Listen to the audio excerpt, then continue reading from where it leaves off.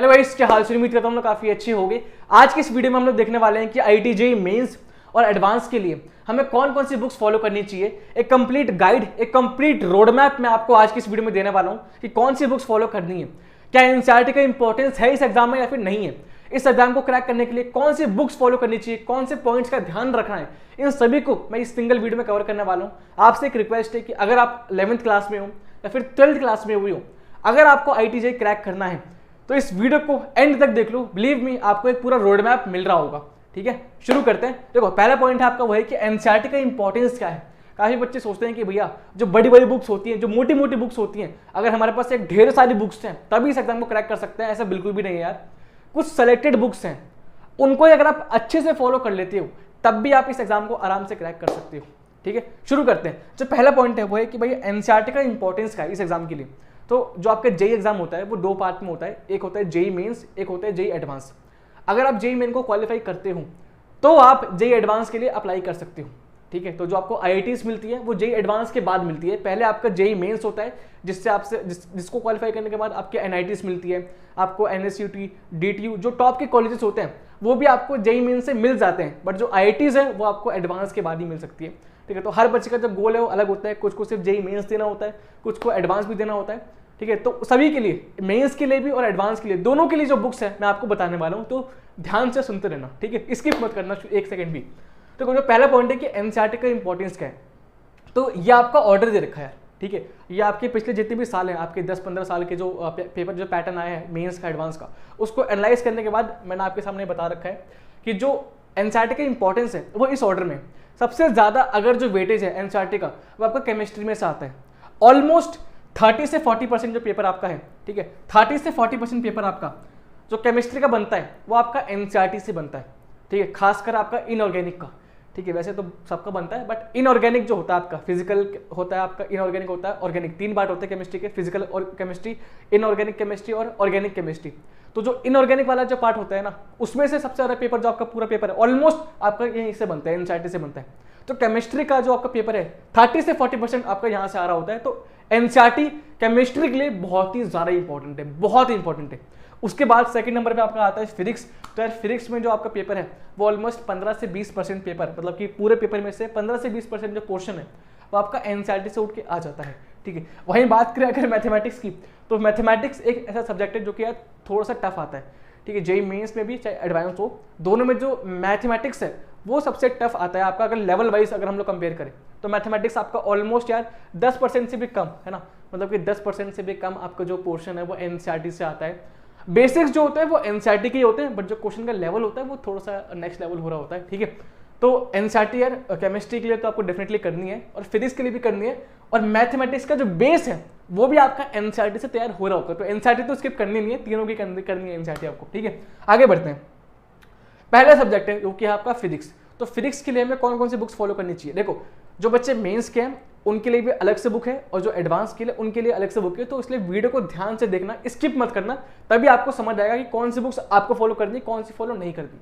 ठीक है, ग्रेट। अच्छा, ये जितने भी बुक्स है ना, ये सब यार मैंने खुद रिसर्च करी है, प्लस मेरे जितने भी दोस्त हैं जो एनआईटीज में टॉप के, जो एनएसयूटी में है, डीटीयू में है, जो आईआईटीज में, उन सभी के सजेशन को लेकर कंपाइल करके मैंने आपको ये बुक बता रखी है। ठीक है, तो इस पर आप डेफिनेटली ट्रस्ट कर सकते हो।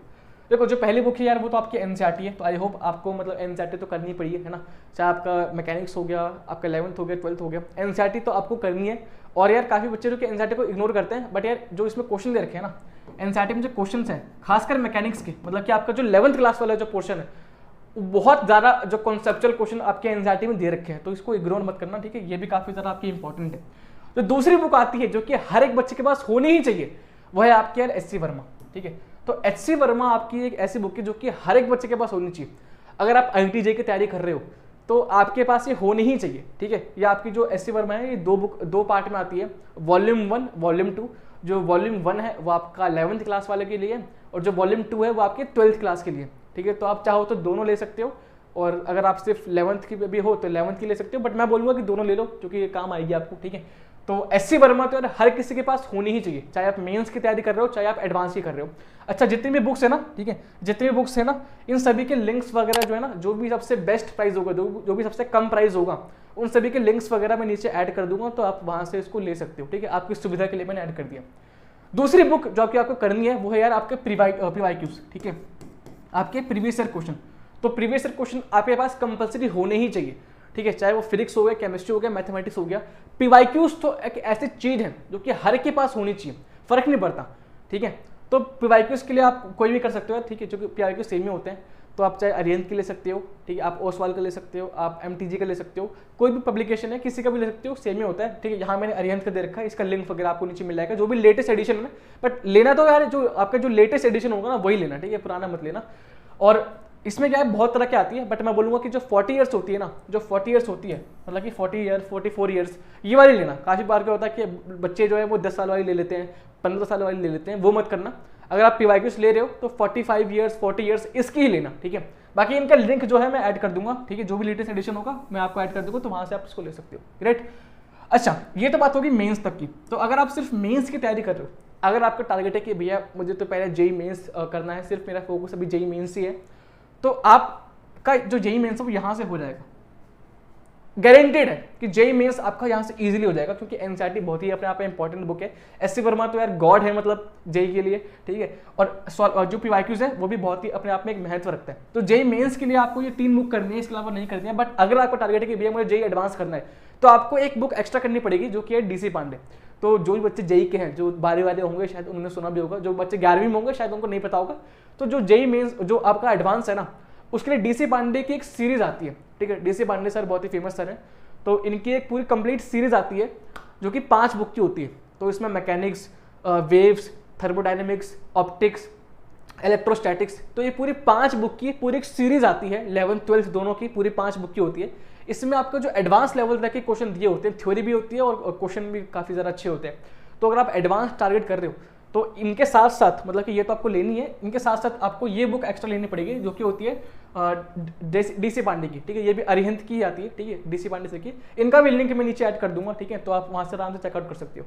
तो मेंस के लिए इतना है और एडवांस के लिए ये आपको एक्स्ट्रा लेनी पड़ेगी। खैर आगे बढ़ते हैं, अभी बात करते हैं केमिस्ट्री के ऊपर। देखो केमिस्ट्री के लिए जैसे मैंने बोला कि एनसीईआरटी तो आपकी ब्रह्मास्त्र है, तो एनसीईआरटी तो करनी ही पड़ेगी, ठीक है, एनसीईआरटी तो आपको रखनी चाहिए। बट उसके अलावा अगर आप पीवाईक्यूज कर लेते हो, है ना, पिछले 40-50 साल के, तो वो भी आपके लिए बहुत ही ज़्यादा इंपॉर्टेंस हो जाता है, ठीक है। तो केमिस्ट्री में अगर आप मेंस की तैयारी कर रहे हो, मतलब कि अगर आप जेई मेंस की कर रहे हो, तो मैं बोलूँगा कि एनसीईआरटी अगर आप कर सकते हो, मतलब एनसीईआरटी अगर आपने कर ली अच्छी से, क्योंकि केमिस्ट्री का जो पोर्शन है डायरेक्ट लाइन से उठ के आपके क्वेश्चन में आपके क्वेश्चन आते हैं एग्जाम में। तो एनसीईआरटी के साथ आपको जो पीवाईक्यूज हैं 40-50 साल के, ठीक है, ये भी मैं लिंक आपको नीचे ऐड कर दूंगा। तो आपकी जो मेंस की तैयारी है वो वहाँ से हो रही होगी।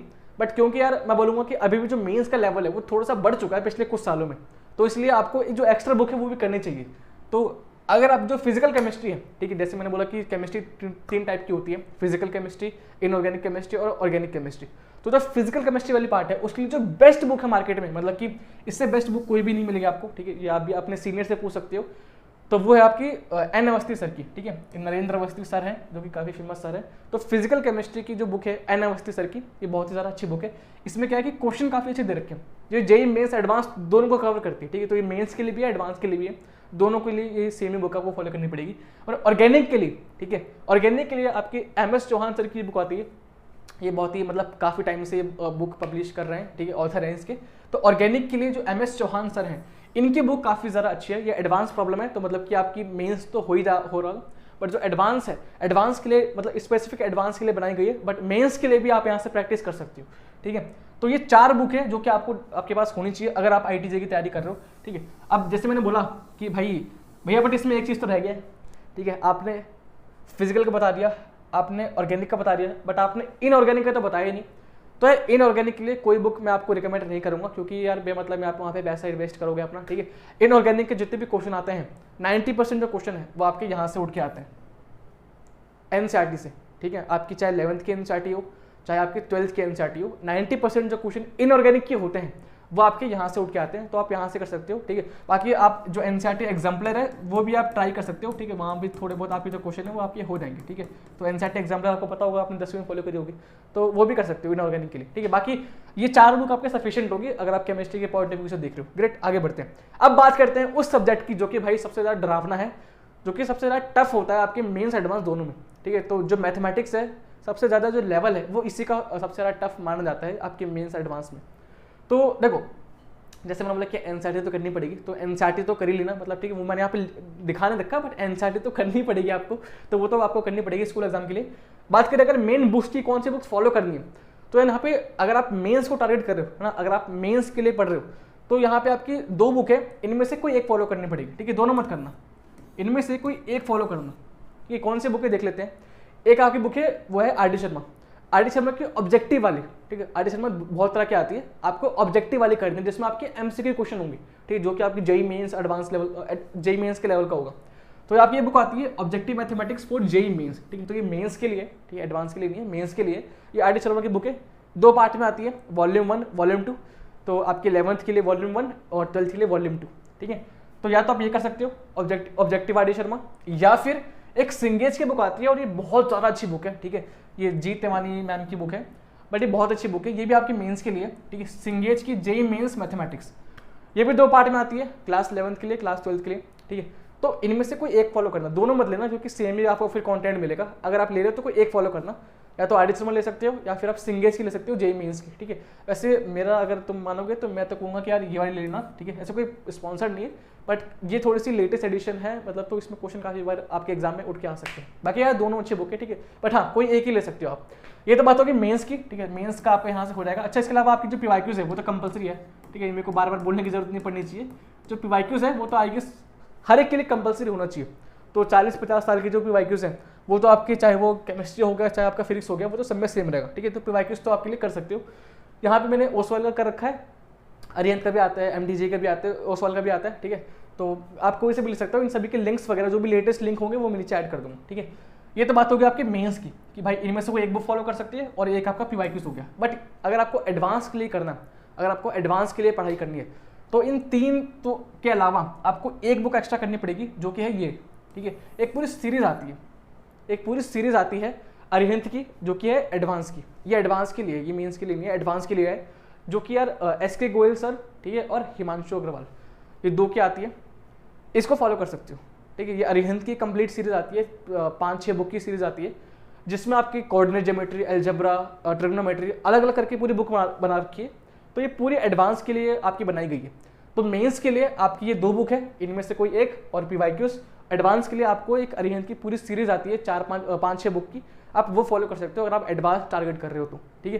तो ये तक पूरा हो गया आपका बुक की बात। बाकी जैसे मैंने बोला कि यार पीवाईक्यूज तो कंपलसरी है, पीवाईक्यूज आपको हर एक के लिए करने चाहिए, और जो एनसीईआरटी है वो भी आपको आप एक बार कर सकते हो हर किसी के लिए, ठीक है। बाकी जितने भी लिंक्स वगैरह हैं, जो भी मतलब बेस्ट प्राइस होगा उनके लिंक्स मैं ऐड कर दूंगा, तो आप वहाँ से इसको ले सकते हो, ठीक है। तो ये तो बात होगी आपकी बुक्स के बारे में। बाकी यार आपको कोई और प्रॉब्लम हो तो वो आप कमेंट में पूछ सकते हो, ठीक है।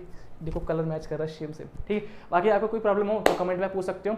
अगली वीडियो आपको कौन सी चाहिए, आपको पूरा रोड मैप चाहिए, आपको एक टाइम टेबल चाहिए, आपको कंप्लीट एक प्लान चाहिए कि भैया मतलब कि मंथ वाइज हमें कैसे कैसे प्लान करना है अपने डे को, जो भी आपको चाहिए नीचे कमेंट कर देना, आपको अगली वीडियो उसके ऊपर मिल जाएगी, ठीक है। बाकी तब तक के लिए सब्सक्राइब कर लेना, ठीक है। आप एक हमारा जो मेन चैनल है, ठीक है, जो बच्चे पहली बार आए हैं उन्हें शायद नहीं पता होगा, ये 2 साल से हम बच्चों को गाइड कर रहे हैं, ठीक है। ऑलमोस्ट 1.5 लाख बच्चों को हम पढ़ा चुके हैं, गाइड कर चुके हैं। ये हमारा मेन चैनल है जिसपे अभी आप ये वीडियो देख रहे हो, ये हमारा दूसरा चैनल है। तो यार सब्सक्राइब कर देना ताकि जो आगे वाली वीडियोज़ है वो आप तक पहुँच जाए, ठीक है। चलिए मिलते हैं आपसे अगली वीडियो में, तब तक के लिए थैंक यू।